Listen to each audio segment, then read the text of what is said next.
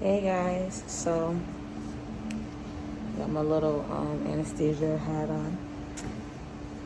on. So I'm in one of the operational rooms. I want to show you guys how it looks. I'm not gonna really be here for too long because I have to take one of my coworkers' phones because they better go on lunch break. I'll tell you about that soon. But I'll show you guys the room. One of the rooms. It's like how the rooms look. This room barely be used, but it was used today. But this is how this one looks.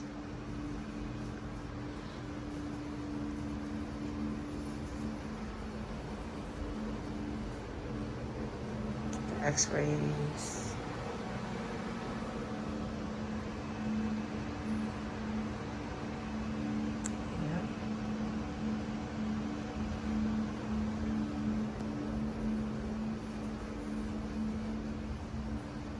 A little shopping cart that I get to use when I get my supplies. This is a bear hugger, and basically it's like to keep people warm. They have like these covers that put under them or on top of them.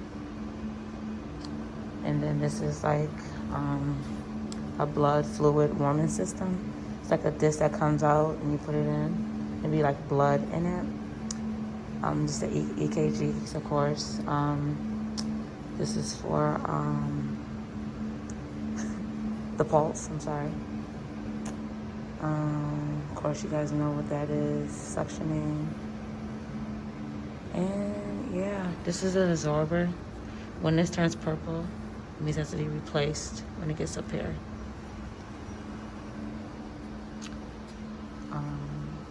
But this is some of the supplies that we have to get.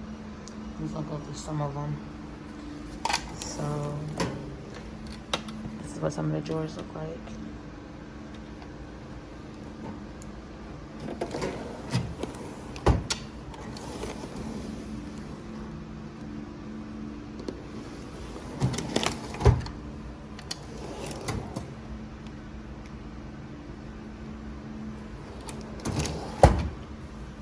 These have to be stocked on the side.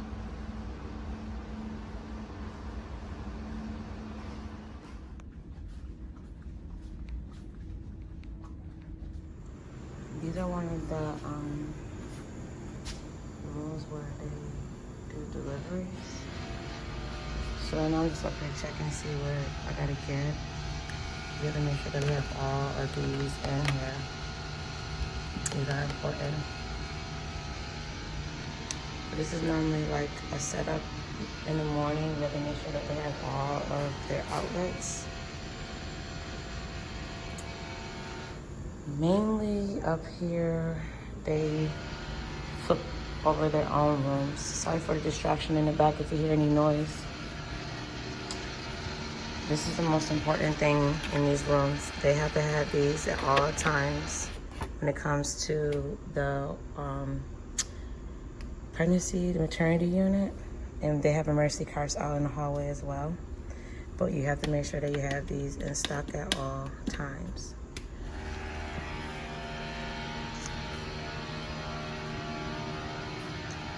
The little baby going here. But yeah, so mainly we just come in here and make sure that everything is stocked up before they do anything today. And we normally have to set up the circuits. Make sure there is suctioning, a temp, EKG read, SpO2, and there was another one. Oh, and the blood pressure. Let me ship all those connections. And then in the drawers, this is how it is also downstairs. Gotta make sure you have lactate and you have plasma light and no more saline, towels. And this is how the setups are downstairs as well. This is not actually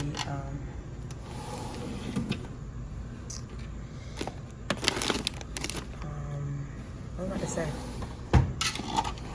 This is part of core 6. But all the cores are mainly like this, where you have to make sure that everything is stocked.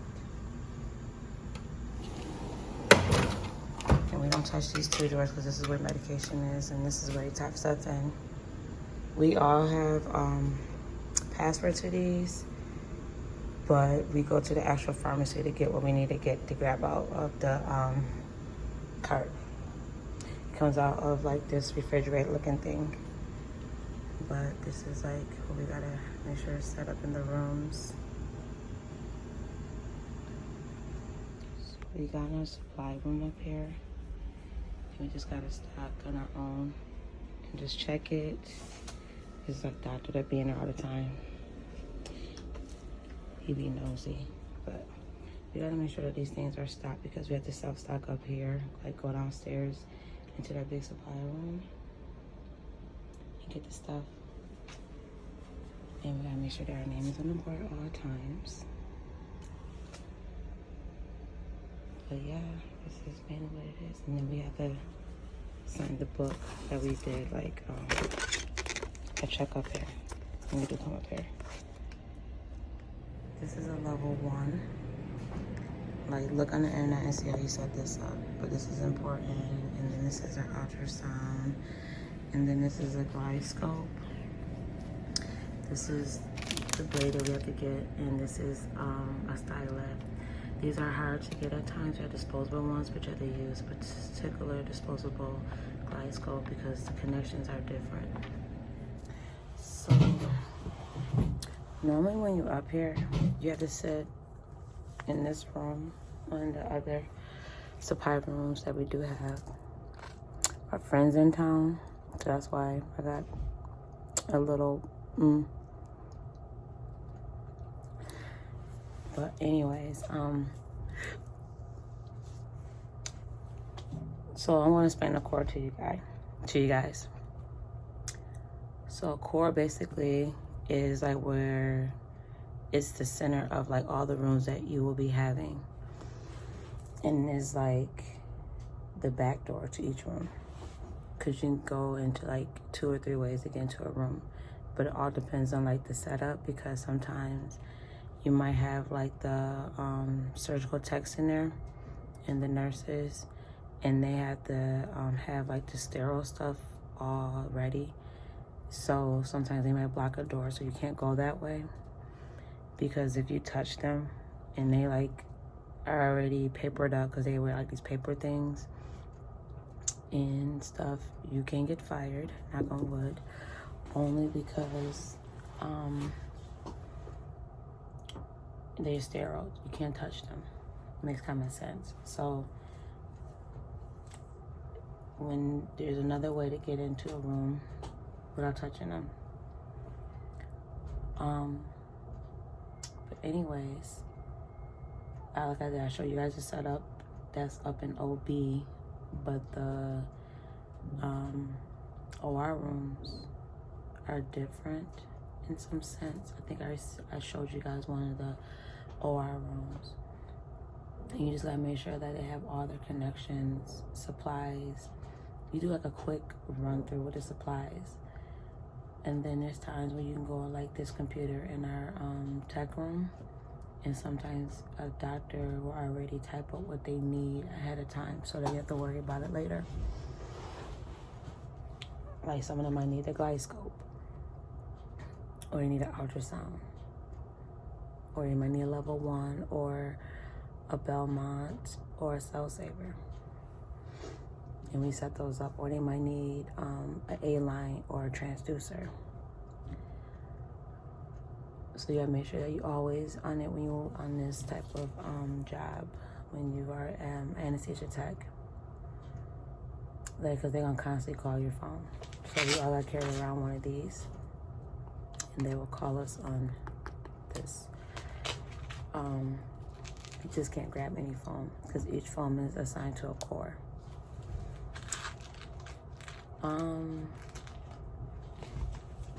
When it comes to like lunch breaks, we gotta take each other's phones. So you sometimes gotta run 2 cores. So that could be a good and a bad. Sometimes you get good days where no one will call while they're in their break. And then sometimes you do.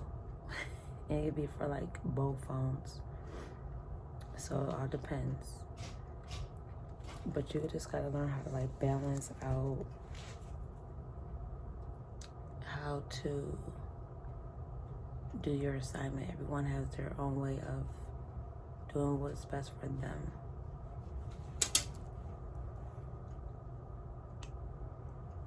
But when you're on core 6, which is what I'm on, because there's 5 cores, we don't count 4 because that's not a core. So it's 1, 2, 3, 5, 6. Then they got 8 topics, and then they got the Children's Hospital. So the Children's Hospital, you have to be like a level 4, I think, because the setup is way different over there in the Children's Hospitals. I think you just gotta transport everything from like the adult to pediatric sizes. So I will begin training on that eventually. And then the cardiac is core. There's a cardiac, and you gotta be trained on that as well because the setup is totally different on that too.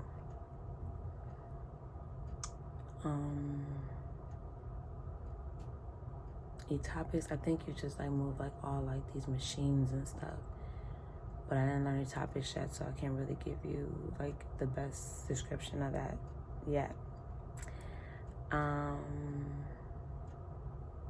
When you're on core 6 though, the best thing is you get to study if you like go to school, because no one really calls up here. They may call for like simple stuff, or be like changeover and blah blah blah, case to follow. Case to follow means it's gonna be another procedure done next.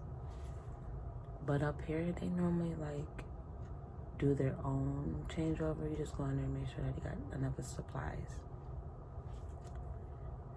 But today I got core 6, so I will be studying. And that's what I love about this position. It's just, you experience a lot. Like the other day we had a gunshot patient. He got shot. And let me tell you something. I'm not judging, but I am judging. The patient got shot before. So it makes it feel like someone out there must really want him gone. But you are up in age. I'm not going to describe the age, but you are at an age where you could be a mentor for the men out here. But I kind of see why like the generation don't respect the older generation, because some of the older generation still acting like they're young, or they miss out on their teenager life or childhood, or just lost in this world. And I'm like, God will only give you but so many chances until it's like, and then finally you wake up. Don't know the man's history, don't know his life, but it's like they were saying, like, you're going to see more than just that because it's summertime and we get a lot of these type of cases in trauma, because you know, they call them white sheets, where they're white sheets for emergency, and then they bring them down to us. And that day, that was the first time I experienced like what you have to do, like the setup, and the setup was crazy. Like you had to be fast. Like you had to have everything like set. So I love that type of action because I like to be at my feet. But there's a day where you want to just have a day off and just relax, like I said, and study. But then adrenaline rush in my system, in my soul. But yeah. But Anesthesia Tech is cool though. I actually like this position. Like I said, it's different everywhere. And a nurse from yesterday had the audacity to try to like check my position, because she was like, hi, my name is, I haven't seen you around here before, what's your name? Told her my name. She was like, well, do you guys switch out the oxygen tanks when they're empty off a patient's bed? Because where I'm from, the anesthesia techs over there made sure that the tanks were full on the patient's bed. I was like, first of all, we just check and make sure like each core has a full rack of full tanks, and we have to make sure that the main oxygen cart is in the room so that we can be able to stock the middle cores. So also, you tell me right now you guys don't do that at all. So we don't deal with the patients. We just bring in supply or equipment. That's what our job is for. We don't deal with the patient, really. Oh, you tell me right now that you guys don't do any of that. That's the only thing we do is do like the setups. Like if they need like a monitor, then you do the oxygen tank and you do the ambo bag. Do I have an ambo bag in here? So I'll give you guys an example. Because I think they're downstairs.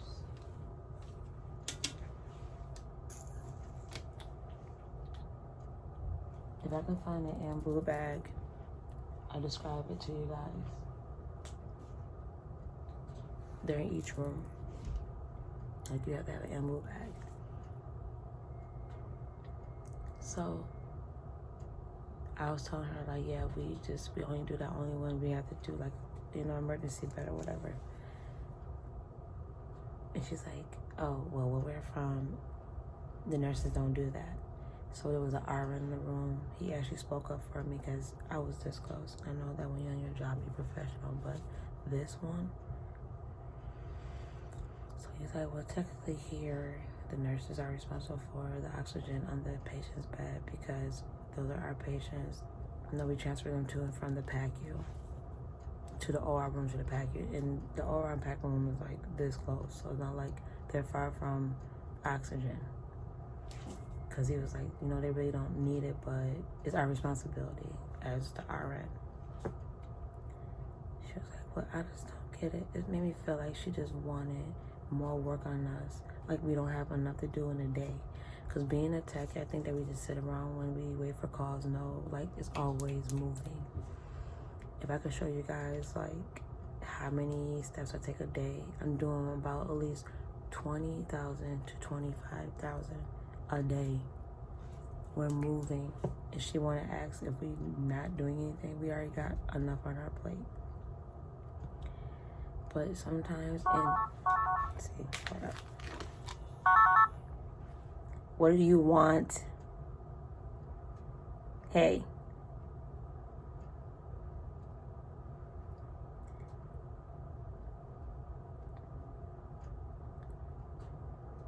Everything is good. I checked upstairs too as well. On the 3rd floor.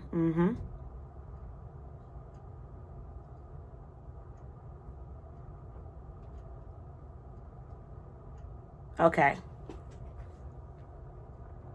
Oh, okay.